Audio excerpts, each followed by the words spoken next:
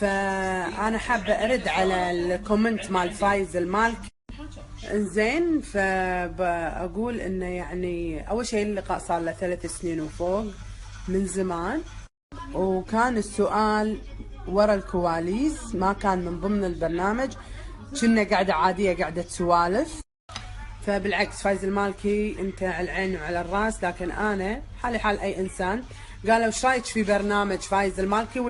وبالنسبة حق كلمة الغباء، فالغبي او الغبية انا ما اشوفها مسبة او مهانة، لانها تنقال عادي، اللي هو ما يفكر او ما يعرف صح.